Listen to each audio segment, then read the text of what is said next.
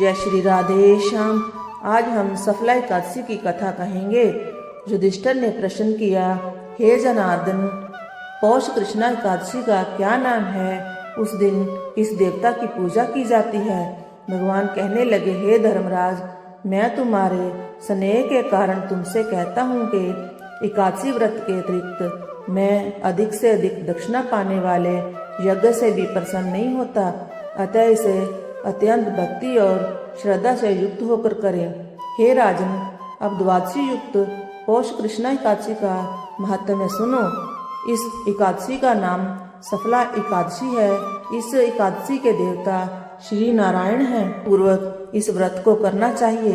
जिस प्रकार नागों में शेषनाग, पक्षियों में गरुड़, सब ग्रहों में चंद्रमा, यज्ञों में अश्वमेध और देवताओं में भगवान विष्णु श्रेष्ठ हैं, उसी तरह सब व्रतों में एकादशी व्रत श्रेष्ठ है। जो मनुष्य सदैव एकादशी का व्रत करते हैं वह मुझको परम प्रिय है। इस व्रत की विधि इस प्रकार है। मेरी पूजा के हेतु ऋतु के अनुकूल फल, नारियल, नींबू, नैवेद्य आदि 16 चीजों से मेरी पूजा करें। रात्रि को जागरण करें।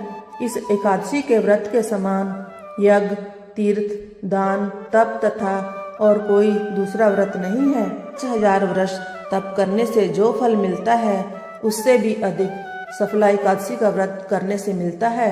हे राजन, अब आप इस एकादशी की कथा सुनिए।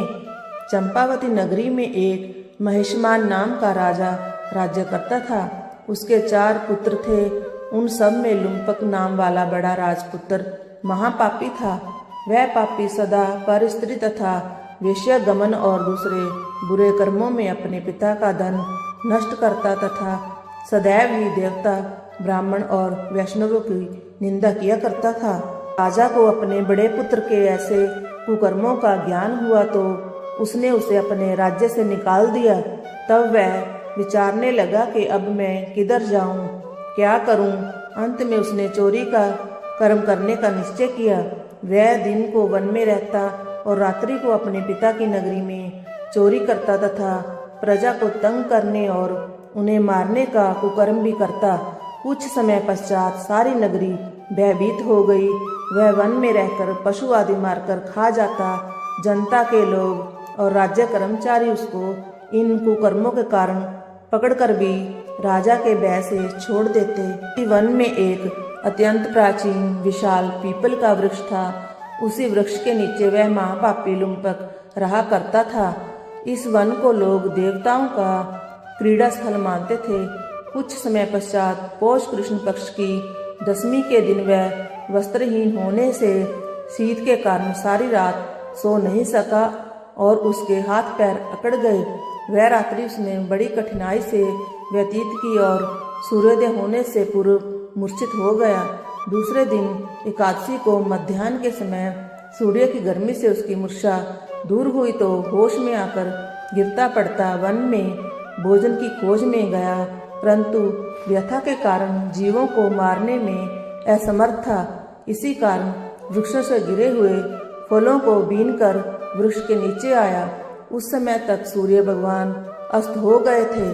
अतः उसने उन फलों को पीपल के वृक्ष के नीचे लाकर रख दिया और रोकर कहने लगा कि भगवान, यह सब फल आपके ही अर्पण हैं, आप ही इनसे तृप्त होइए।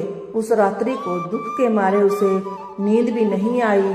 इस उपवास तथा जागरण से भगवान अत्यंत प्रसन्न हुए और उसके सब पाप नष्ट हो गए।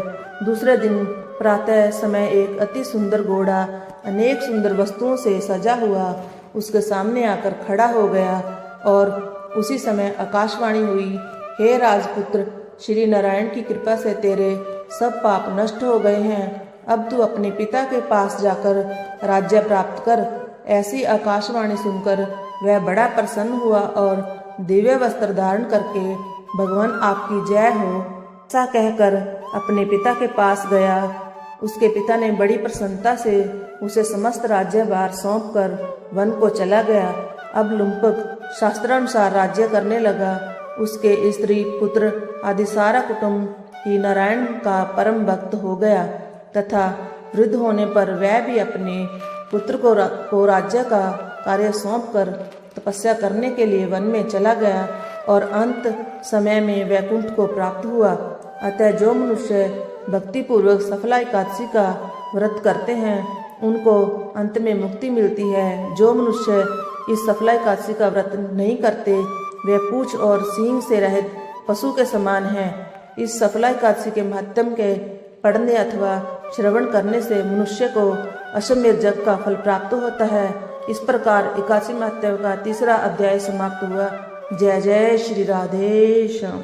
ऐसी ही बहुत सारी वीडियोस देखने के लिए चैनल को सब्सक्राइब करें और वीडियोस को लाइक करें।